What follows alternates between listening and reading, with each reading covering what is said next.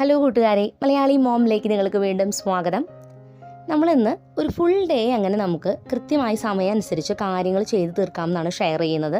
നിങ്ങൾ കിച്ചണിൽ ചിലപ്പോൾ എന്തെങ്കിലും ജോലികൾ ചെയ്യുമ്പോഴാവും എൻ്റെ ഈ വീഡിയോ കാണുന്നുണ്ടാവുക. അതവിടെ ജസ്റ്റ് ഓൺ ചെയ്ത് വെച്ചിട്ട് എൻ്റെ ശബ്ദം കേട്ടുകൊണ്ട് നിങ്ങളുടെ ജോലികളും ചെയ്യാം. നിങ്ങളുടെ ബോറടിയും മാറും. മാത്രമല്ല ജോലികൾ ചെയ്യാൻ കുറച്ചൊരു എനർജി കിട്ടും. അതിനുവേണ്ടി മാത്രമുള്ളൊരു വീഡിയോ ആണ്. അതോടൊപ്പം തന്നെ ഞാൻ ഫോളോ ചെയ്യുന്ന കുറച്ച് ടിപ്സും ട്രിക്സൊക്കെ ഷെയർ ചെയ്യാം. നമുക്ക് വീഡിയോയിലോട്ട് പോകാം. അടുത്ത ദിവസം ബ്രേക്ക്ഫാസ്റ്റിന് നമ്മൾ ഉണ്ടാക്കാൻ പോകുന്നത് വെള്ളയപ്പത്തിൻ്റെ തന്നെ ഒരു മിനിയേച്ചർ വേർഷൻ ആയിട്ടുള്ള കള്ളപ്പമാണ്. കള്ളപ്പം എന്ന് പറയുമ്പോൾ അതിൽ നമ്മൾ കള്ളൊന്നും ചേർക്കുന്നില്ല, നമ്മൾ ഈസ്റ്റ് ചേർത്തിട്ടാണ് ഉണ്ടാക്കുന്നത്. ഇതിനായിട്ട് നമ്മൾ 1 കപ്പ് ചോറ്, 1 കപ്പ് തേങ്ങ ചിരവിയത്, 2 കപ്പ് വറുത്ത അരിപ്പൊടി. മാവ് നന്നായിട്ട് ഫേർമെൻ്റ് ആയിട്ട് വരാൻ വേണ്ടിയിട്ട് നമ്മളൊരു 1/2 ടീസ്പൂൺ ഈസ്റ്റാണ് ചേർക്കണത് കേട്ടോ. ഓരോ ബ്രാൻഡിൻ്റെ അനുസരിച്ച് ഈസ്റ്റിൻ്റെ ക്വാളിറ്റിയിൽ മാറ്റം വരാം. ഇത് ബേക്കേഴ്സിൻ്റെ ഇൻസ്റ്റൻറ്റ് ഈസ്റ്റാണ് ചേർത്തത്. പിന്നെ ഞാൻ 6 ടേബിൾ സ്പൂൺ പഞ്ചസാര ചേർത്ത് കൊടുത്തു, 3/4 ടീസ്പൂൺ ഉപ്പും കൂടി ചേർത്ത് കൊടുത്തു. കുറച്ച് വെള്ളം ചേർത്തിട്ട് ഇതൊന്ന് കുഴച്ച് വെക്കുക. വെള്ളാതെ വെള്ളം ചേർക്കണ്ട. അടുത്ത ദിവസം രാവിലെ നമുക്കിത് അരച്ചെടുക്കുമ്പോൾ ആവശ്യത്തിന് വെള്ളം ചേർക്കാം. ഈ ഒരു അളവ് മാവ് എടുക്കുകയാണെങ്കിൽ ഏകദേശം ഒരു 25ഓളം കള്ളപ്പം നമുക്ക് കിട്ടും. ചെറിയ ചെറിയ അപ്പം. ഇനി നമ്മൾ വെള്ളം കൂടുതൽ ചേർത്താൽ കട്ടി കുറയും, അപ്പം എണ്ണം കൂടുതൽ കിട്ടും കേട്ടോ. ഇനി ഈ മാവ് അരച്ച് വെക്കുന്ന ടൈമിങ് ഭയങ്കര ഇമ്പോർട്ടൻ്റ് ആണ്. ഒരു 9 മണിക്കൂറെങ്കിലും ഇതുപോലെ നമ്മൾ കുഴച്ചിട്ട് വെക്കണം. 9 മണിക്കൂർ കഴിയുമ്പോൾ നമ്മളിതിൽ വെള്ളവും ബാക്കിയുള്ള ഇൻഗ്രീഡിയൻസും കൂടി ചേർത്ത് അരച്ചെടുത്തിട്ട് മാക്സിമം 1 മണിക്കൂറും കൂടി വെക്കണം. ഈസ്റ്റിൻ്റെ ക്വാളിറ്റി അനുസരിച്ച് ചിലപ്പോൾ 1 മണിക്കൂറിനുള്ളിൽ വേഗം ആയാൽ നന്നായി. 1 മണിക്കൂറാണ് ഞാൻ ചെയ്യുന്നത്. അപ്പോൾ അത് വെച്ച് കഴിഞ്ഞാൽ നമുക്ക് അപ്പം ഉണ്ടാക്കിയെടുക്കാം. ഈ ഒരു ടൈം കാൽക്കുലേറ്റ് ചെയ്തിട്ട് വേണം നമ്മൾ മാവ് അരയ്ക്കാൻ. ഞാൻ ചെയ്തിരിക്കുന്നത് 9:30 ഇങ്ങനെ അരച്ച് വെച്ചു. അടുത്ത ദിവസം 6:30 വീണ്ടും രണ്ടാമത് അരച്ച് 1 മണിക്കൂറും കൂടി വെച്ച് 7:30 ഉണ്ടാക്കിയെടുക്കാറ്. അടുത്ത ദിവസം രാവിലെ ഞാനൊരു 6 മണിക്ക് എഴുന്നേറ്റുണ്ടായിരുന്നുള്ളൂ. അല്ലെങ്കിൽ ഞാൻ ഒരു 5:30 ആകുമ്പോഴേക്ക് എഴുന്നേറ്റ് കാര്യങ്ങൾ സ്റ്റാർട്ട് ചെയ്യും. എക്സാം ആയതുകൊണ്ട് ഉച്ചയ്ക്ക് ടിഫിനും കാര്യമൊന്നും കൊണ്ടുപോകേണ്ടതായില്ല. നമ്മൾ എഴുന്നേറ്റ പാടെ തന്നെ റെഡി ആയിട്ട് വേണം നമ്മുടെ ഡേ സ്റ്റാർട്ട് ചെയ്യാൻ. ആ ഒരു നൈറ്റിയും ഇതൊക്കെ ആയിട്ട് കിച്ചണിലോട്ട് പോകുമ്പോൾ എന്തോ പോലത്തെ ഒരു ഫീലാണ്. അപ്പോൾ നമ്മൾ നല്ല റെഡി ആയിട്ട് പോവുക. പിന്നെ നമ്മുടെ റൂമിലെ ബെഡ്ഷീറ്റും അതുപോലെ തന്നെ ബ്ലാങ്കറ്റും ഒക്കെ ഒന്ന് ക്ലിയർ ചെയ്ത് വെച്ചിട്ട് പ്രാർത്ഥനയോടുകൂടി നമ്മുടെ ഡേ സ്റ്റാർട്ട് ചെയ്യാം. ഇപ്പോൾ നടന്നുകൊണ്ടിരിക്കുന്ന പല കാര്യങ്ങൾ കാണുമ്പോൾ നമ്മുടെ മനസ്സിൽ വല്ലാത്ത ടെൻഷനുണ്ട്. അതെനിക്കായാലും ഉണ്ട്. അപ്പോൾ അത് മാറാനും നമുക്ക് ധൈര്യം നൽകുന്നതും എല്ലാം പ്രാർത്ഥനയാണ്. നമ്മൾ പ്രാർത്ഥിച്ചുകൊണ്ട് പോസിറ്റീവായിട്ട് കാര്യങ്ങൾ ചിന്തിക്കാനായിട്ടും കൂടി നോക്കുക. അല്ലാതെ വേഗം ശരിയാവാൻ നന്നായിട്ട് പ്രാർത്ഥിക്കാം. അങ്ങനെ നമ്മൾ കിച്ചണിലോട്ട് വന്നാൽ ചെയ്യുന്ന കാര്യങ്ങളെല്ലാം ഓർഡറിലാണ് ചെയ്തു പോകണം കേട്ടോ. ആദ്യം തന്നെ ഒരു ഗ്ലാസ് വെള്ളം കുടിക്കുക. നമ്മളെ കെയർ ചെയ്തിട്ട് മതി ബാക്കി എല്ലാ കാര്യങ്ങളും. കിച്ചണിൽ വന്ന പാടെ നമ്മുടെ മൈൻഡിലുള്ള എല്ലാ കാര്യം ചെയ്ത് തീർക്കാനുള്ള ടെൻഷനിലാണ് നമ്മൾ കാര്യങ്ങൾ ചെയ്യുക അല്ലേ. രണ്ടാമത് ചെയ്യുന്നത് മോട്ടർ അടിക്കുകയാണ്. മോട്ടറിൻ്റെ അടുത്ത് കണ്ടില്ല ഒരു കുഞ്ഞ് സ്വിച്ച്. ആ ഒരു സ്വിച്ച് ഇട്ട് കഴിഞ്ഞാൽ എന്തിട്ടാണെന്നറിയോ, നമ്മൾ വെള്ളം ടാങ്കിൽ ഫില്ലായി കഴിഞ്ഞാൽ ഇവിടെ ഒരു അലാറം ഇങ്ങനെ ബെല്ലടിക്കും. നല്ല സൗകര്യം കേട്ടോ അത്. ചേട്ടനിങ്ങനെ ചെയ്ത് വെച്ച് തന്നത് ഇങ്ങനെ. അതുകൊണ്ട് തന്നെ നല്ല സുഖമായി. നമ്മൾക്ക് പണികൾ ധൈര്യമായിട്ട് അവിടെ നിന്ന് ചെയ്യാം. അത് കഴിഞ്ഞ് ഞാനെൻ്റെ കലണ്ടറിൽ നമ്മുടെ ദിവസവും കാര്യങ്ങളൊക്കെ മാറ്റി വെച്ചു. നമ്മുടെ വുഡൻ ബ്ലോക്സിൻ്റെ കലണ്ടർ എനിക്കിത് ഭയങ്കര ഇഷ്ടം. എല്ലാ ദിവസം ഒന്നെങ്കിൽ വൈകുന്നേരം തലേദിവസം മാറ്റും, അല്ലെങ്കിൽ രാവിലെ വരുമ്പോൾ ഇത് ചേഞ്ച് ചെയ്യും. അത് കഴിഞ്ഞാൽ വാഷിംഗ് മെഷീനിൽ നമ്മൾ തുണികൾ നേരത്തെ കൂട്ടി അലക്കാനായിട്ട് ഇട്ട് വെച്ചിട്ടുണ്ടായിരുന്നു. അപ്പോൾ അതിൽ നമ്മൾ ഡിറ്റർജൻറ്റൊക്കെ ഒഴിച്ച് ഓൺ ചെയ്ത് വെക്കുകയാണ്. അപ്പോഴേക്കും നമ്മുടെ ടാങ്ക് ഫില്ലായിട്ടുണ്ടായിരുന്നു. കാരണം നമ്മൾ രാവിലെയും അതുപോലെ തന്നെ വൈകിട്ടൊരു 5 മണിയാകുമ്പോഴാണ് ടാങ്ക് ഫില്ല് ചെയ്യുക. അടുത്ത് നമ്മൾ ചോറ് വയ്ക്കാൻ വേണ്ടിയിട്ടുള്ള അരി വെള്ളത്തിലൊന്ന് കുതിർത്ത് വെക്കുകയാണ്. ഞാൻ ഒരു അരമണിക്കൂറോളം വെള്ളത്തിലിട്ട് വെക്കും കേട്ടോ. അത് കഴിഞ്ഞിട്ടാണ് ഞാൻ നന്നായിട്ട് കഴുകുക. കാരണം മട്ട അരിയൊക്കെ ആകുമ്പോൾ കണ്ടിട്ടില്ലേ, ചുമന്ന കളറിൽ ഇങ്ങനെ വെള്ളം വന്നുകൊണ്ടിരിക്കും. കഴുകി അരി വെളുത്തു പോകുന്ന പോലെയാണ്. അപ്പോൾ ഞാൻ അതങ്ങനെ വെള്ളത്തിലിട്ട് വെച്ചിട്ടുണ്ട്. നമ്മൾ തലേ ദിവസം കുഴച്ച് വെച്ചിട്ടുണ്ടായിരുന്ന മാവ് ഈ കാണുന്ന രീതിയിൽ നല്ലതായിട്ട് ഫേർമെൻ്റ് ആയിട്ട് വന്നിട്ടുണ്ട്. ഇപ്പോൾ നമ്മൾ വെള്ളയപ്പമാണ് ഉണ്ടാക്കണമെന്നുണ്ടെങ്കിൽ ഈ ഒരു മാവിന് നമ്മൾ ആദ്യം ലേശം വെള്ളം ചേർത്ത് നന്നായിട്ട് അരച്ചെടുക്കുക. കാരണം നാളികേരവും ചോറൊക്കെ അരഞ്ഞ് കിട്ടണം. അത് കഴിഞ്ഞിട്ട് കുറച്ച് വെള്ളം ചേർത്ത് നന്നായി അരച്ച് അത് 1 മണിക്കൂർ ഫേർമെൻ്റ് ചെയ്യാൻ വയ്ക്കുക. അത് നമുക്ക് വെള്ളയപ്പം ഉണ്ടാക്കാം. സിമ്പിളാണ്, അത്രയേ ഉള്ളൂ. ഇതേ അളവുകൾ തന്നെ. ഇനി നമ്മൾ ഇന്ന് ഉണ്ടാക്കുന്നത് കള്ളപ്പം ആയതുകൊണ്ട് നമ്മളിതിൽ കുറേശ്ശെ വെള്ളം ചേർത്തിട്ട് അരച്ചെടുക്കുക. വെള്ളയപ്പത്തിൻ്റെ അത്രയും ഒന്നും വെള്ളം ചേർക്കാൻ പാടില്ല. ഒരു ഇഡ്ഡലി മാവിൻ്റെ കൺസിസ്റ്റൻസിയാണ് നമുക്ക് കിട്ടേണ്ടത്. ആ രീതിയിൽ നമ്മളിത് അരച്ചെടുത്തിട്ടുണ്ട്. ഇനി ഇതിൻ്റെ ഫ്ലേവർ മാറുന്നതിൻ്റെ ഒരു മെയിൻ സംഭവം എന്താണെന്ന് വെച്ചാൽ നമ്മളിതിലേക്ക് ഈ മിക്സിയുടെ ജാറിൽ 1 കപ്പ് നാളികേരം ചിരവിയതും 6 ചുവന്നുള്ളിയും 1/2 ടീസ്പൂൺ നല്ല ജീരകവും കൂടി ചേർത്ത് നന്നായിട്ടൊന്ന് ഒതുക്കിയെടുക്കും. വെള്ളമൊന്നും ചേർക്കാതെ ഒതുക്കിയെടുത്തിട്ടുള്ള ഈ ഒരു നാളികേരത്തിൻ്റെ മിക്സ് ഈ ഒരു മാവിലോട്ട് ചേർത്ത് മിക്സ് ചെയ്ത് വെച്ചിട്ട് മാക്സിമം 1 മണിക്കൂർ. അപ്പോൾ അതിനുള്ളിൽ അത് ഫേർമെൻ്റ് ആയിട്ട് വരും. നമുക്ക് കള്ളപ്പം ഉണ്ടാക്കിയെടുക്കാം. ഇതാണ് ഇതിൽ ആകെ ഒരു വ്യത്യാസം. മാവ് കട്ടിയാണ്, പിന്നെ ഈ ഒരു ഇത് ചേർക്കുന്നത്. അടുത്തത് നമുക്ക് ചോറ് വേഗിന് വെക്കാം. അപ്പോൾ അരി ഫുള്ളായിട്ട് നമുക്ക് കഴുകിയെടുക്കാം. 5 ലിറ്ററിൻ്റെ കുക്കറാണത്. അതിൽ 3 വിസിൽ അടിച്ചിട്ടാണ് ഞാൻ അരി വേവിക്കാറുള്ളത്. അപ്പോൾ ഹൈ ഫ്ലെയിമിലുള്ള സ്റ്റൗമേ വെക്കാം. 3 വിസിൽ അടിച്ച് കഴിഞ്ഞാൽ പിന്നെ ഒരു അരമണിക്കൂർ അല്ലെങ്കിൽ ഒരു 3/4 മണിക്കൂറോളം കുക്കറിൽ അങ്ങനെ വെക്കും. അത് കഴിഞ്ഞാൽ ഫുൾ പ്രഷർ പോയി കഴിയുമ്പോൾ നന്നായി വെള്ളം ഒഴിച്ച് ഊറ്റിയെടുക്കുകയാണ് ചെയ്യാറുള്ളത്. ഇങ്ങനെ ചെയ്യുമ്പോൾ അത്യാവശ്യം നന്നായിട്ട് തന്നെ വെന്ത് കിട്ടാറുണ്ട്. ഓരോ അരികളുടെ വേവ് അനുസരിച്ച് മാറ്റം വരാം. ഇത് മട്ട അരിയാണ് കേട്ടോ. വെള്ളയപ്പത്തിൻ്റെ കൂടെ ഉണ്ടാക്കുന്ന എല്ലാ കറികളും നമുക്ക് ഇതിന് മാച്ചാവും കേട്ടോ. ഈ ഒരു അപ്പത്തിൻ്റെ കൂടെ നമുക്ക് വെജിറ്റബിൾ സ്റ്റൂ, ഉരുളക്കിഴങ്ങ് കറി, മുട്ടക്കറി, അതോടൊപ്പം തന്നെ നാളികേരപ്പാലിൽ കുറച്ച് പഞ്ചസാര ചേർത്തിട്ട് അങ്ങനെ കഴിക്കാൻ നല്ല ടേസ്റ്റാണ്. ഇന്ന് നമ്മൾ ഉരുളക്കിഴങ്ങ് കറിയാണ് ഉണ്ടാക്കുന്നത്. ഇതിനായിട്ട് 3 ഉരുളക്കിഴങ്ങ്, 1 സവാള, 1 പീസ് ഇഞ്ചി, 2 പച്ചമുളക്, 1 സവാള, ഒരു ചെറിയ പീസ് ഇഞ്ചി, കറിവേപ്പില, ഇത്രയാണ് ആവശ്യമുള്ളൂ. ഇതെല്ലാം കൂടി നമ്മൾ കട്ട് ചെയ്തിട്ട് കുക്കറിൽ ചേർത്ത് കൊടുക്കുക. ഉരുളക്കിഴങ്ങ് കുറച്ച് വലിയ ക്യൂബ്സ് ആയിട്ട് വേണം അരിഞ്ഞു കൊടുക്കാനായിട്ട്. പിന്നെ ആവശ്യത്തിനുള്ള വെള്ളവും 1/4 ടീസ്പൂൺ ഉപ്പും കൂടി ചേർത്ത് കൊടുക്കുക. വെള്ളം നമ്മൾ കുറച്ച് ചാറായിട്ട് ചെയ്യുന്ന കാരണം കുറച്ച് വെള്ളം നമുക്ക് ചേർക്കാം. ലാസ്റ്റ് നമുക്ക് കൂടുതൽ വേണമെങ്കിൽ ചേർക്കാം. ആവശ്യത്തിന് ഉപ്പ് ചേർത്ത് കൊടുക്കുക. 3 വിസിലടിച്ചിട്ട് വേവിച്ചെടുക്കുക. അത് കഴിഞ്ഞ് പ്രഷർ പോയി കഴിയുമ്പോൾ എടുത്താൽ കറക്റ്റായിട്ട് സെറ്റായിട്ടുണ്ടാവും. തലേ ദിവസത്തെ കുറച്ച് പാത്രങ്ങൾ നമുക്ക് എടുത്ത് വെക്കാനുണ്ടായിരുന്നു ആ കൊട്ടയിലുള്ളത്. അതെല്ലാം വെച്ച ശേഷം ബാക്കി കഴുകാനുള്ള പാത്രങ്ങളെല്ലാം കഴുകി വെച്ചു. ഈ കുക്കറിൽ ഇതെല്ലാം വേവുന്ന നേരം കൊണ്ട് നമുക്ക് ഇങ്ങനെയുള്ള സൈഡിലെ പണികളൊക്കെ ചെയ്യാം.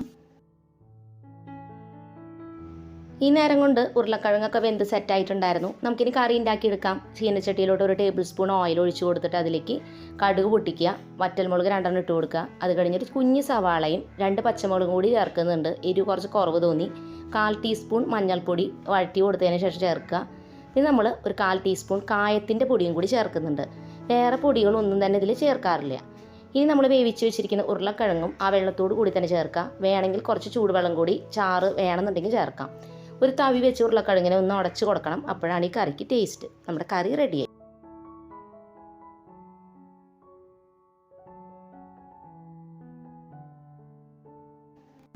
നമ്മൾ നേരത്തെ അരച്ച് വെച്ച മാവ് നന്നായിട്ട് ഫെർമൻ്റ് ആയിട്ട് വന്നിട്ടുണ്ടായിരുന്നു. 1 മണിക്കൂറിനുള്ളിൽ തന്നെ അത് നല്ല സെറ്റായിട്ട് വന്നു. നമുക്ക് ഉണ്ടാക്കിയെടുക്കാം. നമ്മൾ സാധാരണ മാവ് കട്ടിയിൽ അരയ്ക്കുമെന്ന് പറഞ്ഞല്ലോ, അങ്ങനെയാണ് ഉണ്ടാക്കേണ്ടതും. പക്ഷെ നമുക്ക് വീട്ടിൽ കുറച്ചും കൂടി കനം കുറച്ചിട്ടാണ് ഇഷ്ടം. അപ്പോൾ അതുകൊണ്ട് തന്നെ മാവ് ഇപ്പം ഇത്ര കട്ടി ഉണ്ടായിരുന്നു. കുറച്ചും കൂടി വെള്ളം ചേർത്തിട്ട് ഇത്രയും കൂടി നമ്മൾ കട്ടി കുറച്ചെടുത്തു. നമുക്ക് ഓരോരുത്തരും ഇഷ്ടമാണ്. നല്ല സോഫ്റ്റാണ് അത്, കട്ടി ഉണ്ടായാലും ഇല്ലെങ്കിലും. എന്നാലും ചിലർക്ക് കനം കുറവാണ് ഇഷ്ടം എന്നുണ്ടെങ്കിൽ അങ്ങനെ ചെയ്യാം. ഇനി നമ്മൾ ദോശക്കല്ലിലാണ് ഇത് ഉണ്ടാക്കിയെടുക്കുന്നത്. നോൺ സ്റ്റിക്ക് പാനിലും ഇത് ഉണ്ടാക്കാം. പക്ഷേ അതിൻ്റെ ഒരു മൊരിഞ്ഞ ടേസ്റ്റ് വരിക ദോശക്കല്ലിൽ, ഇങ്ങനത്തെ കല്ലിൽ ഉണ്ടാക്കുമ്പോൾ തന്നെയാണ്. ഇതിൽ ആദ്യം നമ്മൾ വെളിച്ചെണ്ണ അപ്ലൈ ചെയ്ത് കൊടുത്തിട്ട് 3 എണ്ണം വെച്ചിട്ട് നമുക്ക് ഈ ഒരു പാനിൽ ഉണ്ടാക്കിയെടുക്കാം. ഈ ഒരു പാത്രം എവിടെ നിന്നാണ് വാങ്ങിയത്, എങ്ങനെയാണ് ഇതിങ്ങനെ നന്നായിട്ട് നമുക്ക് ദോശ ഉണ്ടാക്കിയെടുക്കാൻ പറ്റണേന്ന് പലരും ചോദിക്കാറുണ്ട്. ഇത് നമുക്ക് AKP വെസൽസ് എന്ന് പറഞ്ഞിട്ട് ഇരിഞ്ഞാലക്കുട സ്റ്റീൽ പാത്രങ്ങളൊക്കെ വാങ്ങുന്ന കടയിൽ നിന്ന് കിട്ടുന്ന ഇങ്ങനത്തെ ദോശക്കല്ല് ചോദിച്ചാൽ കിട്ടും. ഇത് വാങ്ങുന്ന സമയത്ത് കാണുമ്പോൾ ഇങ്ങനെ കറുത്ത കളറല്ല കേട്ടോ, ഒരു സിൽവർ പോലത്തെ, വല്ലാതെ സിൽവറും അല്ല, അങ്ങനത്തെ ഒരു കളറായിരുന്നു. പക്ഷെ അത് ഉപയോഗിച്ച് വന്നപ്പോഴാണ് ഇങ്ങനെ ഫുൾ ബ്ലാക്ക് കളറായിട്ട് ഇത് വന്നത് കേട്ടോ. അപ്പം നമ്മൾ ആദ്യമായിട്ട് ഉപയോഗിക്കുമ്പോൾ കുറച്ച് പിടുത്തൊക്കെ വരും. പിന്നെ ഇതിലൊരു പ്രത്യേക ഒരു കാര്യമുള്ളത്, ഓയിൽ അപ്ലൈ ചെയ്യണം ഓരോ തവണയും. അതിങ്ങനെ അപ്ലൈ ചെയ്ത് നമ്മൾ ഓരോ തവണ ഉണ്ടാക്കും തോറും ഇതിലിങ്ങനെ ഓയിലിൻ്റെ ആ ഒരു ഇത് വന്നാണ് ഇതിങ്ങനെ പിടിക്കാതെ ഇങ്ങനെ സെറ്റ് ആവുന്നത്. അപ്പോൾ ഉണ്ടാക്കണം ഇതിൽ മാക്സിമം. നമ്മളിത് ഈ ഒരു മാവ് ഇങ്ങനെ ഒഴിച്ചു കൊടുത്ത് കഴിയുമ്പോൾ തന്നെ കണ്ടില്ലേ ചെറിയ ബബിൾസ് വരും. അത് കഴിഞ്ഞ് ഇങ്ങനെ ചെറിയ ഇങ്ങനെ കുത്തുകൾ വരും. അതെല്ലാം മുഴുവൻ വന്നു കഴിഞ്ഞാൽ മറച്ചിട്ട് കൊടുക്കുക. അപ്പോൾ ഒരു മീഡിയം ഫ്ലെയിമിൽ വെക്കുക. വല്ലാതെ ഹൈ ഫ്ലെയിമിൽ വെച്ചാൽ പെട്ടെന്ന് കരിഞ്ഞു പോകും, പുറം ഭാഗം, ഉള്ളു വേവില്ല. കാരണം ഇത് കുറച്ച് കട്ടിയുണ്ട്. പക്ഷേ നമുക്കിത് ഉണ്ടാക്കാൻ നല്ല ഈസിയാണ്. കാരണം ഒരു വട്ടം കൊണ്ട് തന്നെ 3 എണ്ണമൊക്കെ നമുക്ക് ഉണ്ടാക്കാം. പിന്നെ കുറച്ച് കട്ടിയുണ്ടല്ലോ. അപ്പോൾ വെള്ളയപ്പത്തിൻ്റെ അത്രയൊന്നും നമുക്ക് സമയം ഇതിന് വേണ്ടി വരാറില്ല. കാരണം ഇത് പെട്ടെന്ന് ഉണ്ടാക്കിയെടുക്കാം. അങ്ങനെ നമ്മുടെ അപ്പം ദേ ഒരു രീതിയിൽ ഇങ്ങനെ ചെറിയൊരു കളർ വന്നു കഴിയുമ്പോൾ, പുറത്തൊക്കെ വന്നു കഴിഞ്ഞാൽ നമുക്കത് കാസറോളിൽ വയ്ക്കുക. നല്ല ചൂടോടുകൂടി എനിക്ക് കഴിക്കുന്നതാണ് ഇഷ്ടം കറിയുടെ കൂടെ. അങ്ങനെ കറിയും അപ്പവും റെഡി ആയിട്ടുണ്ട്. ഞാൻ ഇന്ന് രാവിലെ കാപ്പി കുടിച്ചിട്ടുണ്ടായിരുന്നില്ല, അപ്പോൾ കുറച്ച് കട്ടൻ കാപ്പി വയ്ക്കുകയാണ്.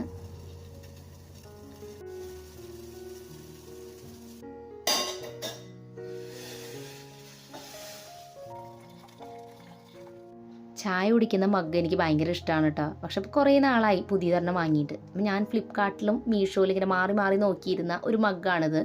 നല്ല ഭംഗിയുള്ള സെറാമിക്കിൻ്റെ ചെറിയ ഹാർട്ട്സ് ഡിസൈനുള്ള ഈ ഒരു മഗ്.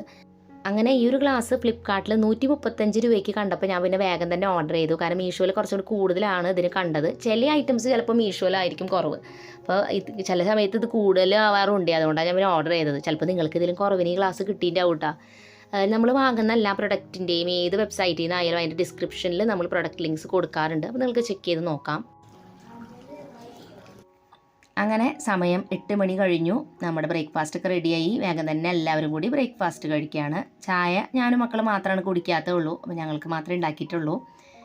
ഇന്ന് നമ്മുടെ ചൂടപ്പവും ഉരുളക്കിഴങ്ങ് കറിയും കൂടി നമുക്ക് കഴിക്കാം. ഇത് നല്ല അടിപൊളി കോമ്പിനേഷനാണ്. ലൈറ്റ് ആയിട്ടുള്ളൊരു കറിയാണ്.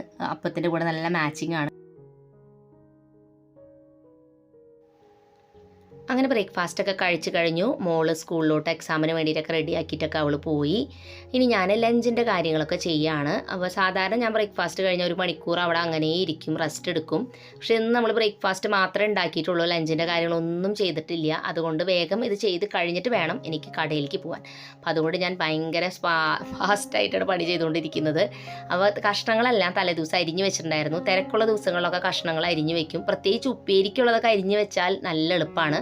കറിക്ക് വേണ്ടിയുള്ള കഷ്ണങ്ങൾ പിന്നെയും നമുക്ക് വേഗം അരിയാം. പക്ഷെ ഉപ്പേരി അങ്ങനെ ചിലതൊന്നും നമുക്ക് പെട്ടെന്ന് അരിയാൻ പറ്റില്ല. പിന്നെ ചോപ്പറിലൊക്കെ ആണെങ്കിൽ കുഴപ്പമില്ല. പിന്നെ നാളികേരം നേരത്തെ കൂട്ടി ചിരണ്ടി വെക്കുക, ഉള്ളിയും വെളുത്തുള്ളി നന്നാക്കി വെക്കുക, മീനൊക്കെ ആണെങ്കിൽ ആ തലേദിവസം ക്ലീൻ ചെയ്ത് വെക്കുക. അങ്ങനെയുള്ള കാര്യങ്ങളൊക്കെ വേഗം ചെയ്ത് വെച്ചാൽ രാവിലത്തെ ഇറിറ്റേഷൻ കുറച്ച് കുറയും. പിന്നെ എന്തൊക്കെ പറഞ്ഞാലും രാവിലെ എല്ലാ ദിവസവും റിപ്പീറ്റഡ് ആയിട്ട് ഈ ജോലികൾ ചെയ്യുന്നത് വെച്ചാൽ എന്തായാലും ബോറടിക്കുന്ന കാര്യമാണ്. ചില ദിവസം നമ്മളിതൊക്കെ പ്ലാൻ ചെയ്യും, അവസാനം എന്തെങ്കിലുമൊക്കെ ഇടയിൽ വന്നിട്ട് നമ്മുടെ പ്ലാനൊക്കെ ചിലപ്പോൾ കൊള്ളാവും. അപ്പോൾ നമ്മുടെ ടൈം അനുസരിച്ച് ഒന്നും ചെയ്യാനും പറ്റിയെന്ന് വരില്ല. അപ്പോൾ നമുക്ക് ദേഷ്യം വരും, പൊട്ടിത്തെറിക്കും, മക്കളെ ചിലപ്പോൾ വഴക്ക് പറയും. അതൊന്നും സാരമുള്ള കാര്യമില്ല, അത് അവർക്കും മനസ്സിലാവും. ഇപ്പോൾ എൻ്റെ മക്കളായാലും ഞാൻ ചിലപ്പോൾ ഇങ്ങനെ കറക്റ്റായിട്ട് കാര്യങ്ങൾ നടക്കാണ്ടാവുമ്പോൾ ദേഷ്യപ്പെട്ട് നിൽക്കുമ്പോൾ അവർ പറയും അമ്മ ഇറിറ്റേറ്റഡ് ആയിട്ട് നിൽക്കണേ, അടുത്തേക്ക് പോകേണ്ട, ചിലപ്പോൾ ചീത്ത വെക്കുന്നവർക്ക് അറിയാം. അല്ലെങ്കിൽ ഞാൻ പറയും ഞാൻ ആകെ ദേഷ്യം പിടിച്ച് കാട്ടാൻ്റെ അടുത്തേക്ക് വരണ്ട, ചിലപ്പോൾ ഇപ്പോൾ വഴക്ക് വെക്കുമെന്ന് പറയും. അപ്പോൾ അത് അവരോട് പറഞ്ഞ് മനസ്സിലാക്കുക, അത്രയേ ഉള്ളൂ. ഈ ഒരു ജോലി ചെയ്യുന്ന എല്ലാവർക്കും ഇതുപോലത്തെയൊക്കെ ഫീലിങ്സ് ഉണ്ടാവും. അങ്ങനെ അടുക്കളയിൽ എല്ലാ പണികളും കഴിഞ്ഞ് വന്ന് ഫ്രഷ് ആയിട്ട് നമ്മളിനി ഷോപ്പിങ്ങിന് വേണ്ടിയിട്ട് പോവാണ്. സമയം ഇപ്പോൾ ഏകദേശം 10 മണിയായിട്ടുണ്ട്. അങ്ങനെ കടയിൽ പോയി എല്ലാം വന്ന് സാധനങ്ങളെല്ലാം വാങ്ങിയത് ഞാനിങ്ങനെ മുറത്തിലൊക്കെ ഇങ്ങനെ വെച്ചിട്ടുണ്ട്. അത് കഴിഞ്ഞിട്ട് നമുക്കിത് വാഷ് ചെയ്ത് സെറ്റ് ചെയ്യണതൊക്കെ ഞാൻ വീഡിയോയിൽ തന്നെ കാണിച്ചു തരാം കേട്ടോ, ഫ്രിഡ്ജിൽ വെക്കുന്നതൊക്കെ. അപ്പോൾ നമുക്കത് പിന്നെ ചെയ്യാം. എന്തായാലും ലഞ്ച് കഴിക്കുന്ന ടൈമായി തുടങ്ങി. അപ്പോൾ നമുക്കിനി വേഗം തന്നെ ലഞ്ച് കഴിക്കണം. അപ്പോൾ ഇന്ന് ഉണ്ടാക്കിയ കറികൾ അത്ര ചൊടിയുള്ള കറികളല്ല, അതായത് അത്ര സ്പൈസി ആയിട്ട് ഫീൽ ചെയ്തില്ല. അപ്പോൾ അതുകൊണ്ട് കുറച്ച് കൊണ്ടാട്ടം മുളക് വറുത്തെടുക്കുന്നുണ്ട്. കാരണം കറികൾ ഉണ്ടാക്കുമ്പോൾ കുറച്ച് സ്പൈസി ഒരു കറി അധികം സ്പൈസി ഇല്ലാത്തതാണ് വേണ്ടതെന്നാണ് എനിക്ക് തോന്നാറ്. പക്ഷെ ഇന്ന് നമ്മുടെ കയ്യിലുള്ള പച്ചക്കറി വെച്ച് ഞാൻ ഒരു കറി ഉണ്ടാക്കി പോയത്, കാരണം വേറെ ഒന്നും വീട്ടിലുണ്ടായിരുന്നില്ല വെജിറ്റബിൾസ്. അങ്ങനെ മോള് ലഞ്ചൊക്കെ കഴിച്ച് അവൾ എക്സാമിന് പോയിരുന്നു. ഞാൻ എൻ്റെ ലഞ്ചും കാര്യങ്ങളൊക്കെ എടുത്ത് കഴിക്കുകയാണ്. കുഞ്ഞു മോള് എക്സാമൊക്കെ കഴിഞ്ഞ് തിരിച്ചെത്തി. അപ്പോൾ നമ്മൾ ഇരുന്ന് ലഞ്ചിന് കഴിക്കുന്നതിൻ്റെ ഒപ്പം തന്നെ സിനിമ കാണാറുണ്ട്. അപ്പോൾ നമ്മൾ CBI ഡയറി കുറിപ്പ് എന്ന് പറഞ്ഞ സിനിമയാണ് കാണുന്നത്. നമ്മുടെ സേതുരാമയ്യർ CBI എന്ന് പറഞ്ഞിട്ടുള്ള ഈ ഒരു സിനിമയുടെ ലാസ്റ്റത്തെ ഇത് മാത്രം നമ്മൾ കണ്ടിട്ടുള്ളൂ. പക്ഷേ മൊത്തം 5 എണ്ണം ഉണ്ടല്ലോ. അപ്പോൾ അതിൽ ഫസ്റ്റത്തെ സിനിമ മുതൽ കാണാമെന്ന് പറഞ്ഞിട്ട് നമ്മളിത് കണ്ടുകൊണ്ടിരിക്കുകയാണ്. അപ്പോൾ ഭക്ഷണം കഴിച്ച് കഴിഞ്ഞാൽ കുറച്ച് നേരം ഇങ്ങനെ TV കാണും. അത് കഴിഞ്ഞാൽ പിന്നെ കുറച്ച് നേരം റെസ്റ്റ് എടുത്തിട്ട് പിന്നെ വൈകുന്നേരം ഭക്ഷണം കഴിക്കുമ്പോഴാണ് സിനിമയുടെ ബാക്കി കാണാം കേട്ടോ. അത് കഴിഞ്ഞ് ചിലപ്പോൾ പിറ്റത്തെ ദിവസമാവും അത് അവസാനിക്കുള്ളൂ. അങ്ങനെ സ്പ്ലിറ്റ് ചെയ്തിട്ടാണ് ഒരു സിനിമ ചിലപ്പോൾ 2 ദിവസമൊക്കെ എടുത്തിട്ടാണ് നമ്മൾ കണ്ടു തീർക്കണത്. അപ്പോൾ മോള് ക്ലാസ് വിട്ട് വരാറായിട്ടുണ്ട്. അപ്പോൾ കഴിക്കാനായിട്ട് എന്തെങ്കിലും ചില ദിവസങ്ങളിൽ ഉണ്ടാക്കി വെക്കും. ചില ദിവസം രാവിലത്തെ ബ്രേക്ക്ഫാസ്റ്റിൻ്റെ ഐറ്റംസ് ബാക്കിയുണ്ടെങ്കിൽ അതായിരിക്കും കഴിക്കുക. അല്ലെങ്കിൽ എന്തെങ്കിലും ഫ്രൂട്ട്സ് ഒക്കെ ഉണ്ടെങ്കിൽ അത് കഴിക്കും. ഇന്ന് വേറെ ഒന്നും ഇല്ലാത്തത് കൊണ്ട് തന്നെ ഞാനൊരു വെജിറ്റബിൾ ഓംലേറ്റ് എന്ന് പറഞ്ഞ ഐറ്റം ഉണ്ടാക്കി കൊടുക്കുകയാണ്. ഇത് ഞാൻ മുൻപും ഉണ്ടാക്കി കൊടുക്കുന്ന ഐറ്റമാണ് കേട്ടോ. അപ്പോൾ വെളിച്ചെണ്ണ ഒഴിച്ചിട്ട് അതിൽ സവാളയും ക്യാരറ്റ് അല്ലെങ്കിൽ നമുക്ക് ഉരുളക്കിഴങ്ങ്, നമുക്ക് കാബേജ് ഉണ്ടെങ്കിൽ അത് ചേർക്കാം. എരിവിന് പച്ചമുളക് വേണമെങ്കിൽ ചേർക്കാം, ഇല്ലെങ്കിൽ കുരുമുളക് പൊടി, ഉപ്പ് ഒക്കെ ചേർത്ത് ഒന്ന് അത് വേവിച്ചെടുക്കുക. അത് കഴിഞ്ഞിട്ട് അതിൽ ഇത്തിരി മല്ലിയിലയും നമ്മൾ മുട്ട ബീറ്റ് ചെയ്തെടുത്തത് അതിലേക്ക് ഒഴിച്ചു കൊടുത്തിട്ട് നമ്മൾ സാധാരണ അപ്പം ചുടുന്ന പോലെ തന്നെ ചുട്ടെടുക്കുക. ആകെ ഒരു കാര്യം ശ്രദ്ധിച്ചാൽ മതി, എന്താ പറയുക, അത് മറിച്ചിടുമ്പോൾ ഒന്ന് ശ്രദ്ധിക്കണം. കാരണം വെജിറ്റബിൾസൊക്കെ ഉള്ള കാരണേ കട്ടിയുണ്ടല്ലോ. അതൊന്ന് മറിച്ചിട്ട് നന്നായി വേവിച്ചെടുക്കുക. അത്രയേ ഉള്ളൂ. കുട്ടികൾക്ക് ഹെൽത്തിയുമാണ് ഇതുപോലെ കഴിക്കാനായിട്ട്. അപ്പോൾ ഒന്ന് എക്സാം കഴിഞ്ഞാൽ കാരണം വലിയ ക്ഷീണമൊന്നുമില്ല കേട്ടോ. ഫുൾ ഡേ ക്ലാസ്സിലിരുന്ന് വരുന്ന ക്ഷീണമൊന്നുമില്ല. അത് കഴിഞ്ഞ് ചായയും കൂടി ഉണ്ടാക്കി ചായ കുടിച്ച് ഞാനും കുറച്ച് നേരം അവരുടെ കൂടെ അവിടെ ഇരുന്നു. അപ്പോൾ എക്സാമിൻ്റെ കാര്യങ്ങളൊക്കെ പറയലും അങ്ങനെയൊക്കെ ആയിട്ട് ഇനിയും എക്സാംസ് ഉണ്ട്. അതിൻ്റെ ഇടയിൽ ഒരുപാട് അവധികളും ഉണ്ട്. അപ്പോൾ അങ്ങനത്തെ രീതിയിലാണ് പരീക്ഷ പോയിക്കൊണ്ടിരിക്കുന്നത്. അങ്ങനെ അതൊക്കെ കഴിഞ്ഞ് വന്ന് നമ്മുടെ പച്ചക്കറികൾ ഇനി നമുക്ക് കഴുകി ബോക്സിലാക്കിയിട്ട് വെക്കണം. അപ്പോൾ അതിന് വേണ്ടിയിട്ട് ഞാൻ വലിയൊരു വട്ടയുടെ ഉള്ളിൽ വെള്ളം നിറച്ചിട്ട് അതിലേക്ക് വിനാഗിരി ഒഴിച്ചു കൊടുക്കുകയാണ്, വിനീഗർ. അപ്പോൾ അത് ഞാനൊരു 4 മൂടിയാണ് ഒഴിച്ചു കൊടുക്കുന്നത്. ഞാൻ ഈ അളവ് ഒഴിക്കണേ. ഇനി നിങ്ങൾ ഒഴിക്കുന്നതിൻ്റെ അളവുകൾ എങ്ങനെയാണെന്നൊന്ന് കമൻസിൽ പറയാട്ടോ. നിങ്ങൾ ചെയ്യുന്നുണ്ടെങ്കിൽ അപ്പോൾ അത് ആണ് കറക്റ്റ് എന്നെങ്കിൽ എനിക്കത് ചെയ്യാനായിട്ടാണ്. അല്ലെങ്കിൽ വേറെ എന്തെങ്കിലും ടിപ്സ് ഉണ്ടെങ്കിൽ അതും പറഞ്ഞുതരാം. അപ്പോൾ ഞാൻ ആ വെള്ളത്തിലോട്ട് നമ്മൾ മേടിച്ചിരിക്കുന്ന എല്ലാ പച്ചക്കറികളും ഇട്ട് വെക്കുകയാണ്.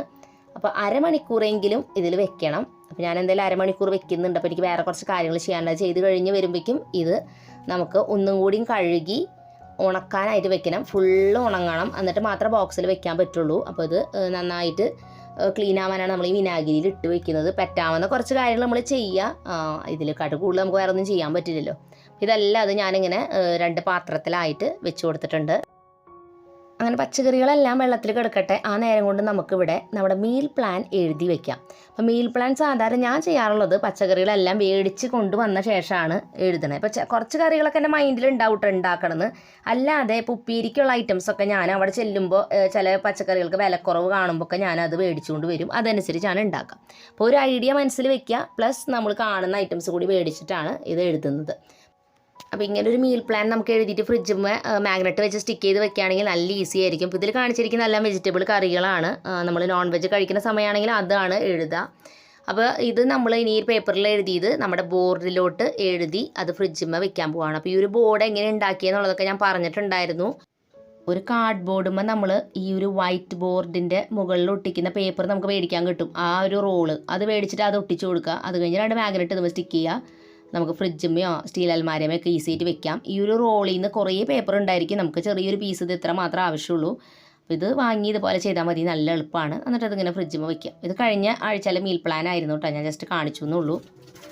നമ്മൾ വെള്ളത്തിൽ മുക്കി വെച്ചിരിക്കുന്ന പച്ചക്കറികളെല്ലാതും നമുക്കിനി കഴുകിയെടുക്കാം. മുഴുവനായിട്ടും ഒരു വട്ടം കൂടി കഴുകാം. ഇനി കൂടുതൽ എന്തെങ്കിലും ചെയ്യണമെങ്കിൽ നിങ്ങൾ എന്നോട് പറയണം കേട്ടോ. എനിക്ക് ഇത്രയാണ് ഞാൻ ചെയ്യാറുള്ളൂ. പക്ഷേ ഇതിനെക്കാട്ടും നന്നായിട്ട് ടിപ്സ് അറിയുന്നവരാവും നിങ്ങൾ. അപ്പോൾ നിങ്ങൾ എനിക്ക് പറഞ്ഞു തരണം. ഇനി ഞാൻ ഈ ഐറ്റംസ് എല്ലാം തന്നെ വലിയൊരു ടർക്കീൻ്റെ അതിൽ ഇങ്ങനെ വെച്ചിരിക്കുകയാണ് ഉണങ്ങാനായിട്ട്. നമുക്ക് വേണമെങ്കിൽ തുണി വെച്ച് ഇതെല്ലാം തുടയ്ക്കാം. പക്ഷേ എനിക്ക് അതിനെക്കാട്ടും ഇഷ്ടം ഇതിങ്ങനെ വെച്ചിട്ട് എല്ലാതും തനിയെ വെള്ളം വാർന്ന് പൊക്കോളും. അപ്പോൾ കുറച്ച് നേരം അവിടെ ഇരുന്നാൽ തന്നെ അത് പോവും. അപ്പോൾ ഇനി പോയിട്ടില്ലെങ്കിൽ തുടച്ചാൽ മതി. അപ്പോൾ എല്ലാ പച്ചക്കറികളും ഇതുപോലെ ചെയ്തിട്ടുണ്ട്. അപ്പോൾ ഇതൊക്കെ ഇനി ഉണങ്ങുന്ന നേരം കൊണ്ട് ഞാൻ പുറത്ത് പോയി കുറച്ച് നേരം അവിടെ ഇരുന്ന് എൻ്റെ ഫോണും ചെക്ക് ചെയ്ത് അവിടെ ഇരിക്കുകയാണ് കേട്ടോ. ഫോണിന്ന് അധികം നോക്കിയിട്ടുണ്ടായിരുന്നില്ല. അപ്പോൾ കുറച്ച് കാര്യങ്ങളൊക്കെ നോക്കണം. അപ്പോൾ അതൊക്കെ നോക്കി അവിടെ എങ്ങനെ ഇരുന്ന് നേരം പോയത് അറിഞ്ഞില്ല. അത് കഴിഞ്ഞ് വന്നപ്പോഴേക്കും നമ്മുടെ പച്ചക്കറികളിലെ വെള്ളമെല്ലാം വെറ്റിയിട്ടുണ്ടായിരുന്നു. പിന്നെ ഞാൻ കുറച്ചൊക്കെ പോവാത്തതൊക്കെ തുടച്ചെടുത്തു. അത് കഴിഞ്ഞ് ബോക്സിലാക്കാണ്. ഈ ഒരു ബോക്സിലാണ് ഞാൻ കുറേ നാളായിട്ട് വെക്കുന്നത്. ഇത് ഭയങ്കര യൂസ്ഫുള്ളാണ്. എല്ലാ പച്ചക്കറിക്കും പറ്റില്ല. ഇതിൽ കാണിക്കുന്ന ഈ പച്ചക്കറികളൊക്കെ പറ്റും. വെണ്ടക്കായ, ബീൻസ്, ക്യാരറ്റ്, നാരങ്ങ, ഇഞ്ചി, അങ്ങനത്തെ ഒക്കെ കേട്ടോ. അപ്പോൾ ഇതിലൊരു ചെറിയ ട്രേ ഉണ്ട് വൈറ്റ് കളറിൽ, കണ്ടില്ലേ? അതിൻ്റെ താഴെ ഈ പച്ചക്കറികൾ നമ്മൾ അടച്ചു വെക്കുമ്പോൾ അതിലേക്ക് ഈർപ്പം വന്നിട്ട് വെള്ളം വരും. അത് ആ ട്രേയുടെ താഴെ ഇങ്ങനെ കളക്ട് ആവും. ചില പച്ചക്കറിക്ക് കൂടുതൽ വരും, ചിലത്തിൽ അധികമൊന്നും വരാറുമില്ല. അപ്പോൾ നമ്മളത് ഇടയ്ക്കൊന്നും എടുത്തിട്ട് ആ വെള്ളം കളയുക. കുറച്ച് ഈശൊക്കെ വരുള്ളൂ കേട്ടോ. പക്ഷെ ഇത് നമുക്ക് കുറച്ച് പച്ചക്കറിക്ക് അധികം ദിവസമൊക്കെ സൂക്ഷിക്കാൻ നല്ല ഉപകാരമുള്ളൊരു ബോക്സാണ്. പിന്നെ നമ്മൾ ഇതുപോലത്തെ തന്നെ തുറന്നിട്ടുള്ള മോഡൽ ഒരു ബോക്സ് ഉണ്ട്. അതിൽ ഞാൻ കുറച്ചെണ്ണം വെക്കും എപ്പോഴും പെട്ടെന്ന് ഐറ്റംസ് എടുക്കാൻ വേണ്ടിയിട്ട്. ബാക്കിയെല്ലാം അങ്ങനത്തെ ക്ലോസ്ഡ് ബോക്സിലാണ് വെക്കുന്നത്. ഇതിൻ്റെ തന്നെ പല ഷേപ്പിൽ വരുന്നുണ്ട്. സ്ക്വയർ വരുന്നുണ്ട്. പക്ഷേ അതിനെക്കാട്ടും നല്ലത് ഈ ഷേപ്പാണ്. കാരണം ഫ്രിഡ്ജിൽ നമ്മൾ സ്റ്റോർ ചെയ്യുമ്പോൾ നമുക്ക് സ്പേസ് സേവ് ചെയ്യണത് ഈ ഷേപ്പ് ബോക്സാണ്. ബാക്കിയുള്ള വലിയ പച്ചക്കറികൾ, വെള്ളരി, പാവയ്ക്ക, ബീട്രൂട്ട്, ഇതെല്ലാം ഞാൻ വെജിറ്റബിൾ ബോക്സ് എന്ന് പറഞ്ഞിട്ട് ഫ്രിഡ്ജിൻ്റെ ഉള്ളിലുള്ള താഴ്ഭാഗത്തുള്ള ഏറ്റവും വലിയ ബോക്സിലാണ് വെക്കുന്നത്. കാരണം അത് വലിപ്പം കൂടുതലാണ്. ഫ്രിഡ്ജിൽ ഇവിടെയൊക്കെ വെച്ച സ്ഥലവും വേസ്റ്റ് ആവും. പല ഫ്രിഡ്ജ് ഓർഗനൈസ് ചെയ്യുന്ന വീഡിയോസ് ഞാൻ കാണുമ്പോൾ ചിലരൊക്കെ ഇപ്പോൾ കുറേ ബോക്സുകൾ വെച്ചിട്ട് കണ്ടിട്ടുണ്ട്. അപ്പോൾ ഞാൻ വിചാരിക്കും ബാക്കി ഫുഡ് വന്നാൽ ഇതൊക്കെ എവിടെ കൊണ്ടുവയ്ക്കുന്നു. കാരണം എനിക്കിങ്ങനെ ഫ്രിഡ്ജിൽ കുറേ ബോക്സ് വെക്കുന്നത് അത്ര ഇഷ്ടമില്ല കേട്ടോ. കാരണം മാക്സിമം സ്ഥലം ഉണ്ടായാലാണ് നമുക്ക് ഐറ്റംസ് എന്തെങ്കിലുമൊക്കെ ബാലൻസ് വന്നാലോ അതൊക്കെ വെക്കാൻ പറ്റുള്ളൂ. അപ്പോൾ ഞാൻ ഇത്രയും സ്ഥലം ഇങ്ങനെ വിട്ട് വെക്കും കേട്ടോ. അത്രയും സ്പേസ് ആക്കി മാക്സിമം എപ്പോഴും ഫ്രിഡ്ജ് വെക്കും. അപ്പോൾ ഐറ്റംസ് വെക്കാനും സൗകര്യമാണ്. അപ്പോൾ അങ്ങനെ അതെല്ലാം വെച്ച് കഴിഞ്ഞ് ഞാൻ ഫ്രഷ് ആയിട്ട് വന്നു. അപ്പോൾ കുറച്ച് തുണികൾ മടക്കി വെക്കാനുണ്ടായിരുന്നു. അപ്പോൾ അത് മടക്കി ഞാനവിടെ കസാരം വെച്ചു. എടുത്ത് വെക്കാനുള്ള ഒരു ഇൻട്രസ്റ്റ് തോന്നിയില്ല. അപ്പോൾ അതുകൊണ്ട് അതവിടെ ഇരിക്കുന്നുണ്ട്. അത് കഴിഞ്ഞിട്ട് ഞാൻ ഇന്നിപ്പോൾ ചെയ്തുകൊണ്ടിരിക്കുന്ന ഈ വീഡിയോ കുറച്ച് വരെ ഒന്ന് എഡിറ്റ് ചെയ്ത് വെക്കാമെന്ന് വെച്ചു. കാരണം ഒരു മുഴുവൻ ദിവസം നമ്മൾ ഷൂട്ട് ചെയ്ത് കഴിയുമ്പോൾ അതിൽ കുറേ കാര്യങ്ങൾ കട്ട് ചെയ്ത് കളയേണ്ടതുണ്ടാവും. മാത്രമല്ല ഒരുപാട് വലിയ വീഡിയോ എനിക്കിഷ്ടമല്ല ചെയ്യുന്നത്. കാരണം വെറുതെ ഒരാളുടെ സമയം കുറേ അധികം നേരം വേസ്റ്റ് ആക്കുന്നത് നല്ലത്. ആവശ്യമുള്ള കണ്ടൻറ്റ് പ്രോപ്പറായിട്ട് ചെയ്യുക, അതും വളരെ ഷോർട്ടായിട്ട് പരമാവധി പറഞ്ഞുകൊണ്ട്. അപ്പോൾ ആ രീതിയിൽ ചെയ്യണോണ്ട് തന്നെ കുറേ അധികം ടൈം നമ്മുടെ ഇതിൻ്റെ മേലെ ഇങ്ങനെ ഇരിക്കും. മാത്രമല്ല നമ്മളിപ്പോൾ ഒരു ഡേ ഇൻ മൈ ലൈഫ് അല്ലെങ്കിൽ ഏതെങ്കിലും ഒരു കണ്ടൻറ്റ് നമ്മൾ എടുത്തിട്ടുണ്ടെങ്കിൽ അതിൽ സംസാരിക്കേണ്ട കാര്യങ്ങളൊക്കെ നമ്മളിങ്ങനെ എഴുതി വെച്ചിട്ടുണ്ടാവും. അതനുസരിച്ച് സംസാരിക്കണം. ആ സംസാരിക്കുമ്പോൾ പല തെറ്റുകൾ പറ്റിയിട്ട് വീണ്ടും സംസാരിക്കേണ്ടി വരും. അടുപ്പിച്ച് നമ്മൾ വീഡിയോ ചെയ്യുമ്പോൾ അത്ര കുഴപ്പമില്ല. പക്ഷേ കുറച്ച് ഗ്യാപ്പ് എടുത്തിട്ട് വീഡിയോ ചെയ്യുമ്പോഴേ ആദ്യമായിട്ട് വീഡിയോ ചെയ്യുന്നൊരു ഫീലാണ്. കുറേ മിസ്റ്റേക്സ് പറ്റും. അങ്ങനെ 8 മണിയായപ്പോൾ പ്രയറിൻ്റെ ടൈം, പ്രയർ എത്തിച്ച് കഴിഞ്ഞ് ഞങ്ങൾ 8:30 ആയപ്പോൾ ഡിന്നർ കഴിച്ചു. അപ്പോൾ നമ്മളീ പറയുന്ന ടൈമുകളൊക്കെ ചില സമയത്ത് അങ്ങോട്ടും ഇങ്ങോട്ടൊക്കെ മാറിപ്പൂട്ടാ. കാരണം എന്തെങ്കിലുമൊക്കെ തിരക്ക് വന്നാൽ ഈ 8:30 പോയി 9 മണിയാവും, അങ്ങനെയൊക്കെ ഉണ്ടാവാറുണ്ട്. അങ്ങനെ ഡിന്നറൊക്കെ കഴിച്ചു. അതിൻ്റെ കൂടെ തന്നെ നമ്മുടെ സിനിമ കണ്ടുകൊണ്ടിരിക്കുന്നുണ്ട് കേട്ടോ. ഉച്ചയ്ക്ക് കണ്ട സിനിമയുടെ ബാക്കി. പഴയ സിനിമകളൊക്കെ ഇപ്പോൾ കാണുമ്പോൾ എന്ത് രസമായിട്ട് എനിക്ക് തോന്നുക. എന്തോരം ഹാർഡ് വർക്കാണ് ഓരോ സിനിമയിലും. അതും പല ടെക്നോളജീസ് ഇല്ലാത്തപ്പോൾ ചെയ്ത പടങ്ങളൊക്കെ കാണുമ്പോൾ നമുക്ക് ഭയങ്കര അത്ഭുതം തോന്നും. പക്ഷെ ഇപ്പോൾ സിനിമയുടെ കഴുത എഴുതാൻ ശരിക്കും പറഞ്ഞാൽ ഭയങ്കര പാടാല്ലേ. കാരണം ഞങ്ങൾ പറയായിരുന്നു, ഫോണും CCTVയും ഇതെല്ലാം വന്നതോടുകൂടി പല സിനിമകളുടെയും കഥ എഴുതാൻ തന്നെ ഭയങ്കര ബുദ്ധിമുട്ട് ഫീൽ ചെയ്യണു, ടെക്നോളജി വന്നതുകൊണ്ട്. പണ്ടത്തെ കാലഘട്ടത്തിൽ ആ ടെക്നോളജികൾ ഇല്ലാത്തത് കൊണ്ട് തന്നെ പല വ്യത്യസ്തമായ കഥകൾ എഴുതാനായിട്ട് പറ്റിയെന്നുള്ളത്. അപ്പോൾ എന്തായാലും സിനിമയൊക്കെ കണ്ട് നമ്മൾ അത് കഴിഞ്ഞ് അതൊക്കെ ഓഫ് ചെയ്തു. അത് കഴിഞ്ഞ് മക്കൾ കുറച്ച് നേരം പഠിക്കാൻ പോയി. ഞാനിവിടെ ഈ പാത്രങ്ങളും കാര്യങ്ങളൊക്കെ കഴുകി വെക്കുകയാണ്. എക്സാം ഇല്ലാത്ത ദിവസമാണെങ്കിൽ ഞാൻ മക്കളെ വിളിക്കും പാത്രം കഴുകാനൊക്കെ ആയിട്ട്. പിന്നെ അവർക്ക് കുറേ പഠിക്കാനുണ്ടാകുമ്പോഴും ക്ലാസ്സൊക്കെ ഉള്ള ദിവസമാണെങ്കിൽ ഭയങ്കര ക്ഷീണമായിരിക്കും. അപ്പോൾ ചിലപ്പോൾ ഞാൻ അങ്ങനെ വിളിക്കില്ല. കാരണം നമ്മളും ഈ പണികളൊന്നും ചെറുപ്പത്തിൽ അത്രയധികം ഒന്നും ഞാൻ ചെയ്തിട്ടില്ല കേട്ടോ. ഇപ്പോൾ വലുതായി കഴിഞ്ഞ് ഇത്രയും ആയപ്പോഴാണ് പണികളൊക്കെ ഇങ്ങനെ ചെയ്തൊക്കെ പഠിച്ചത്. അപ്പോൾ ആ ഒരു പ്രായത്തുമ്പോൾ അവരും അവരുടെ ലൈഫിലെ സാഹചര്യങ്ങൾ വരുമ്പോൾ അവരതൊക്കെ പഠിക്കുന്നേ. കുറച്ചൊക്കെ നമ്മൾ ബേസിക്കായിട്ട് പഠിപ്പിച്ച് കൊടുക്കുക, അത്രയേ ഉള്ളൂ. ഇപ്പം ചെയ്യാത്തത് നോക്കണ്ടെന്ന് ഞാൻ പറഞ്ഞത്. ചിലപ്പോൾ വീട്ടിൽ അവർ ഏറ്റവും കംഫർട്ടബിൾ ആയിട്ടുള്ള സ്ഥലമാണ്, അവിടെ ചിലപ്പോൾ അവരെല്ലാം പെർഫെക്റ്റായിട്ട് ചെയ്യണമെന്നില്ല. പക്ഷേ ഭാവിയിൽ ഒരു ആവശ്യം വന്നാൽ അവരെന്തായാലും അത് ചെയ്യും. അതിനുള്ളൊരു ബേസ് നമ്മൾ ഉണ്ടാക്കി കൊടുത്താൽ മതി. അപ്പോൾ എന്തായാലും ഞാൻ കിച്ചണൊക്കെ ക്ലീൻ ചെയ്തു. അടുത്ത ദിവസം പുട്ടും ചെറുപയറുമാണ്. അപ്പോൾ അതിന് വേണ്ടിയിട്ടുള്ള ഐറ്റംസൊക്കെ നമ്മളിവിടെ ജസ്റ്റ് ഇങ്ങനെ സെറ്റ് ചെയ്ത് വെച്ചിട്ടുണ്ട്. രാവിലെ വരുമ്പോൾ തന്നെ നമുക്ക് ചെയ്യാമല്ലോ. അപ്പം അങ്ങനെ നമ്മുടെ പണികൾ തുടങ്ങിയതും അടുക്കളയിലാണ്, പണികൾ അവസാനിപ്പിക്കുന്നതും അടുക്കളയിലാണ്. അടുക്കള നമുക്ക് എന്തായാലും ഇനി ക്ലോസ് ചെയ്ത് റിലാക്സ് ചെയ്ത് റൂമിൽ പോയിരുന്ന് കുറച്ച് നേരം ഫോണൊക്കെ ഒന്ന് നോക്കി ഇരുന്ന് സംസാരിച്ചൊക്കെ ഇരുന്ന് നമുക്ക് കിടന്നുറങ്ങാം. അത്രയേ ഉള്ളൂ ഇന്നത്തെ നമ്മുടെ ഡേ. അപ്പോൾ ഇന്നത്തെ ടൈം മാനേജ്മെൻറ്റ് വീഡിയോ നിങ്ങൾക്ക് എല്ലാവർക്കും ഉപകാരപ്പെട്ടു എന്ന് വിചാരിക്കുന്നു. തീർച്ചയായിട്ടും കമൻസിൽ പറയണം സജഷൻസൊക്കെ. പുതിയൊരു നല്ല വീഡിയോ ആയിട്ട് വീണ്ടും നമ്മൾ വരുന്നതായിരിക്കും. അതുവരെയ്ക്കും എൻ്റെ എല്ലാ കൂട്ടുകാർക്കും bye bye and take care.